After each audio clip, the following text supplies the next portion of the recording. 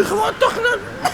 Ganz ruhig schnaufen. Und du musst das Wasser wie einen Bagger zur Seite schaufeln. Aber das Wasser ist doch flüssig. Du musst deine Finger fest zusammenheben. Heb die Hände unter dein Kinn und dann mach mit beiden Armen gegen beide Seiten aus einen Kreis. So, aber ich gehe unter.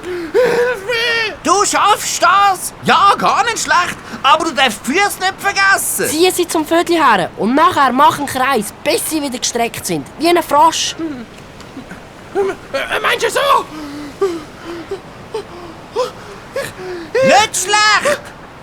Aber das ist... Halt den Kopf über dem Wasser. Das ist...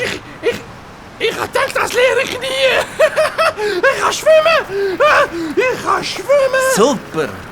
Und jetzt komm wieder aufs Schiff. Was für ein Fisch? Wo?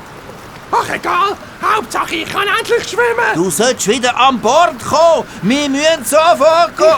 Ich kann schwimmen. Ich kann schwimmen. Komm wieder an Bord. Ich bin eine Ratte und schwimme quer durchs Meer. Zwischen Nord- und Südpolkreuz und Ich bin da der Captain und ich habe das Kommando. Und ich befehle dir, dass du auf der Stelle Ich sollst... singe ho, johe, joho. Will mir Ratte. Achtung, da kommt eine Riesenwelle. Singet halt so. Hilfe!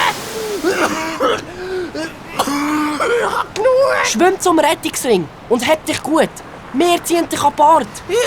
Ich kann nicht. Ich schaff es nicht. Du schaffst das. Noch ein paar Züge und dann bist du gerettet. Und 1 und 2 und 1 und 2 und... Gut so. Heb dich am Ring, okay? Okay. Und zusammen! Hau ruck! Hau ruck! Hau ruck! Hau ruck! Hey. Ui, das ist knapp gewesen. Ich wär fast... Aber ich kann schwimmen. Ich kann richtig schwimmen.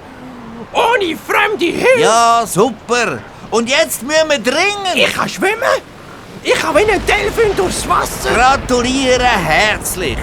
Aber der Sturm tobt! Wir sollten jetzt endlich... Und wenn wir das nächste Mal an Land sind, dann mache ich das Meereseseli-Abzeichen. Du machst was? Das Meereseseli. Du meinst Seepferdli? Ein Seepferdli ist doch etwas für Landratten.